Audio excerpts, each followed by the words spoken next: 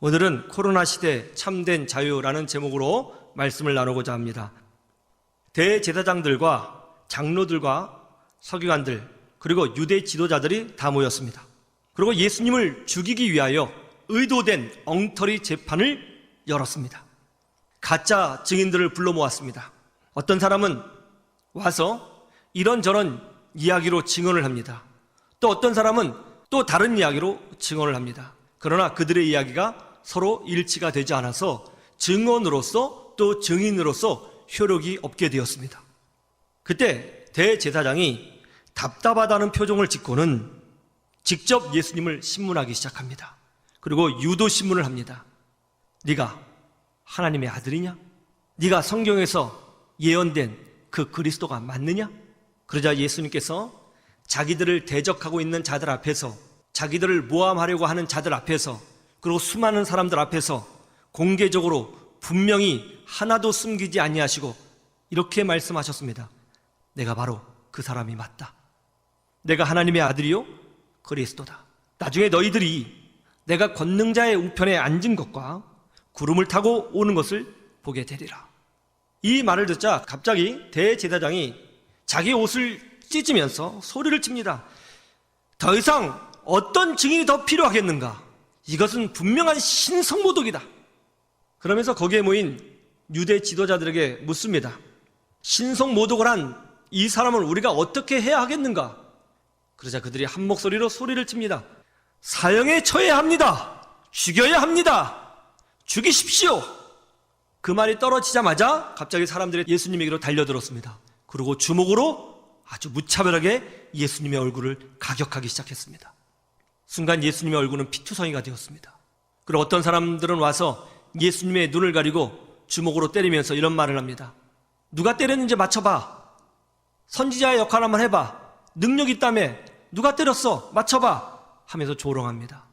더 충격적인 것은 그 자리에 있던 하찮은 노예들까지, 하인들까지 달려들어서 예수님을 손바닥으로 때리고 따귀를 때리고 조롱하고 침을 받고 모욕을 주었다는 것입니다.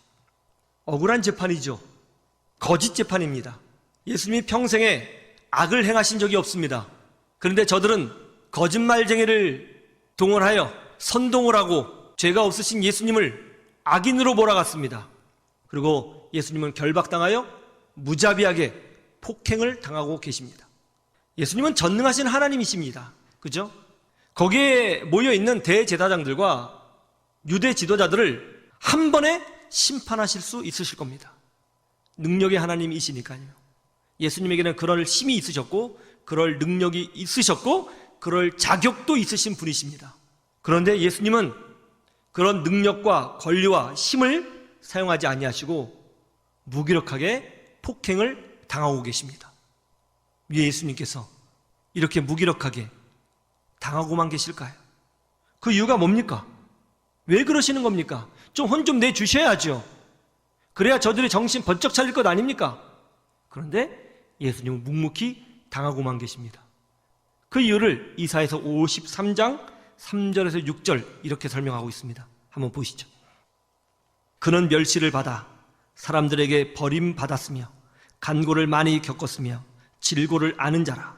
마치 사람들이 그에게 얼굴을 가리우는 것 같이 멸시를 당하였고 우리도 그를 귀히 여기지 아니하였도다. 그는 실로 우리의 질고를 지고 우리의 슬픔을 당하였거늘 우리는 생각하기를 그는 징벌을 받아 하나님께 맞으며 고난을 당한다 하였느라. 그가 찔림은 우리의 허물 때문이요 그가 상함은 우리의 죄악 때문이라. 그가 징계를 받음으로 우리는 평안을 누리고 그가 채찍에 맞음으로 우리는 나음을 받았도다. 우리는 다 양 같아서 그릇 행하여 각기 제 길로 갔거늘 여호와께서는 우리 모두의 죄악을 그에게 담당시키셨도다. 예수님께서 고난을 받으시고 충분히 자기를 조롱하는 자들을 심판하실 수 있음에도 불구하고 묵묵히 당하기만 하신 이유는 하나님께서 우리 모두의 죄악을 예수님에게 담당시키셨기 때문에 라고 성경은 설명하고 있습니다.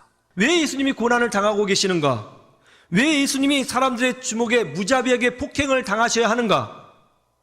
우리의 죄값을 지불하기 위하여 당하고 계신다는 겁니다. 그리고 이 사건에 대하여 사도 바울은 이렇게 설명합니다. 갈라디아서 5장 1절을 보시죠. 같이 볼까요? 시작. 그리스도께서 우리를 자유롭게 하려고 자유를 주셨으니 그러므로 굳건하게 서서 다시는 종의 멍에를 매지 말라. 왜 예수님께서 고난을 받으셨는가? 왜 예수님께서 십자가에서 죽으시고 부활하셨는가? 이유는 하나라고 분명히 말씀하고 있습니다. 우리에게 무엇을 주기 위하여? 자유를 주기 위하여 그렇게 하셨다는 것이죠. 죄로부터의 자유, 하나님 심판으로부터의 자유, 죽음으로부터의 자유, 가난으로부터의 자유, 억압으로부터의 자유, 율법으로부터의 자유, 속임으로부터의 자유, 두려움으로부터의 자유, 이 자유를 주시기 위하여 우리 주님께서 폭행을 당하시고 고난을 당하시고 십자가의 길을 묵묵히 걸어가셨다고 설명하고 있는 겁니다.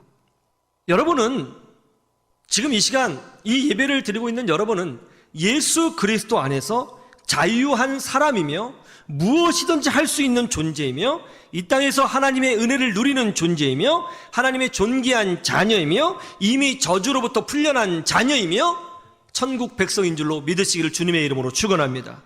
여러분, 우리는 저주에 붙잡혀 사는 사람이 아니고 두려움에 끌려가는 사람이 아니고 세상의 법칙에 끌려가는 사람이 아닙니다. 우리는 모든 부정적인 것으로부터 해방된 사람이고 축복의 사람으로 이 시간, 이 시대를 살고 있는 하나님의 자녀라는 것을 믿으시기를 주님의 이름으로 축원합니다. 코로나 시대입니다. 많이 힘드시죠? 많은 분들이 어려움을 경험하고 있습니다. 답답함을 경험하고 있고 삶의 위기를 경험하고 있고 영적인 눌림을 경험하고 있습니다. 언제 이 코로나 사태가 끝나는가 기다리다가 많은 분들이 지쳤습니다. 많은 분들이 이 바이러스로 인하여 두려움에 속박되었고 코로나에 속박되었고 경제적 위기에 속박되었고 영적으로 속박되었습니다.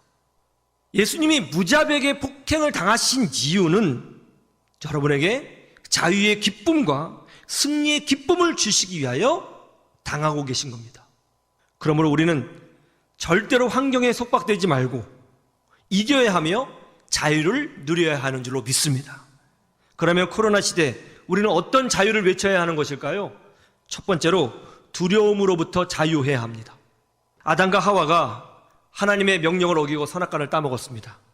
그들이 선악과를 따먹는 순간 그들의 눈이 밝아져 서로 벌거벗었다는 것을 깨닫게 되었습니다. 자신들이 큰 죄를 지었다는 것을 알게 된 것이죠. 그들은 나뭇잎을 엮어서 자신의 수치를 가렸습니다. 그때 하나님께서 아담을 부르셨습니다. 아담아, 내가 어디 있느냐? 그러자 아담이 이렇게 대답하죠. 내가 벗었으므로 두려워하여 숨었나이다. 이 답변이 좀 이상하죠? 내가 벗었으므로 창피하여 숨었나이다. 이렇게 답변을 해야 되는데 아담이 뭐라고 답변했다고요? 내가 벗었으므로 창피하여 숨었나이다가 아니라 내가 벗었으므로 두려워하여 숨었나이다. 이렇게 답변을 했다는 거죠. 벗었는데 창피한 것이 아니라 두려워합니다. 왜 벗었는데 두려워하죠? 벗었다는 것은 자신의 수치가 드러났다는 것을 뜻하는 것이죠. 자신의 수치가 드러났다는 것은 자신이 죄인이라는 것을 보여주고 있는 것입니다. 그리고 죄인은 하나님의 진노와 심판을 받게 되어 있는 것이죠. 그러므로 두려워서 숨은 겁니다. 아담은 그것을 알았습니다. 자신은 벗었고 수치스러운 존재이며 이 수치는 죄 때문에 왔고 그 결과 자신은 하나님의 진노와 심판을 받게 된다는 사실을 알았어요. 그래서 벗었으므로 숨었던 것입니다. 두려워서. 이것이 바로 두려움의 시작이죠. 두려움은 하나님과 멀어졌을 때 오는 영적인 현상이죠. 두려움은 내가 축복된 존재가 아니라 저주의 존재로 떨어졌다고 느껴졌을 때 오는 것입니다. 내가 망하는 것은 아닐까? 내가 잘못되는 것은 아닐까? 내 자녀에게 무슨 일이 생기는 것은 아닐까? 나에게 저주가 임하는 것은 아닐까? 이럴 때 두려움이 찾아오게 됩니다. 지금은 코로나 시대입니다. 많은 사람들이 두려움에 붙잡혀 살고 있습니다. 내가 코로나에 걸리는 것은 아닐까? 코로나에 걸리면 사람들의 시선이 따가울 텐데 어떡하지? 이 코로나 기간에 경제적으로 어려움을 당하는 것은 아닐까? 여러분, 우리는 하나님의 사람입니다. 물론 우리는 코로나 바이러스에 걸리지 않도록 철저하게 방역하고 개인 관리를 잘하고 조심해야 합니다. 그렇다고 해서 우리가 코로나 바이러스를 너무너무 무서워하여 무기력하게 살지는 말아야 하는 것입니다. 예수님이 고난을 받으심으로 우리는 하나님과 화목하게 되었습니다. 이 말은 무슨 뜻이냐면 하나님과 우리가 아주 매우 친한 사람이라는 거예요. 다른 말로 하면 우리가 어떤 시대에 있든지 하나님은 우리를 붙잡고 계시다는 뜻입니다. 하나님이 우리를 대변하시고 하나님이 우리의 보호자가 되시고 하나님이 우리의 목자가 되어주시고 하나님이 우리의 주권자가 되어주신다는 뜻인 것입니다. 예수 그리스도의 십자가의 고난으로 하나님과 우리는 밀접한 관계가 되었습니다. 우리는 하나님을 하나님이라고 부르지 않고 아버지라고 부릅니다. 우리는 기도하는 사람입니다. 날마다 성령의 음성을 듣는 사람입니다. 이 코로나 기간에 우리가 멸망하겠습니까? 두려움으로부터 자유하시고 담대하시기를 주님의 이름으로 축원합니다. 일본 사람들은 대부분 집에 조상실을 섬기는 제단이 있습니다. 한 일본 사람이 예수님을 영접했습니다. 예수님을 믿었습니다. 신앙생활을 잘했어요. 그런데 놀랍게도 여전히 집 안에 있는 제단을 버리지 못했습니다. 대부분의 일본 그리스도인들이 그러합니다. 처음에 예수님을 믿고 무려 10년간 신앙생활을 해도 집안에서 섬기는 제단을 잘 버리지 못하죠. 이 일본인도 그랬습니다. 이 제단을 버리면 자식들이 병 걸려 죽을까봐, 이 제단을 버리면 조상신이 노할까봐, 이 제단을 버리면 뭔가 안 좋은 일이 생길까봐 두려워서 제단을 버리지 못했습니다. 그러나 목사님의 끈질긴 설득과 권면으로 결단하여 제단을 버리게 되었습니다. 그런데 그것도 차마 본인이 버리지 못하고 목사님이 대신 해달라고 해서 본인은 옆에서 지켜보고 목사님이 그 제단을 끄집어 내려와서 불에 태웠습니다. 그런데 놀라운 일이 벌어졌습니다. 제단을 버리자 저주를 받은 것이 아니라 집을 나갔던 딸이 돌아오는 역사가 일어났습니다.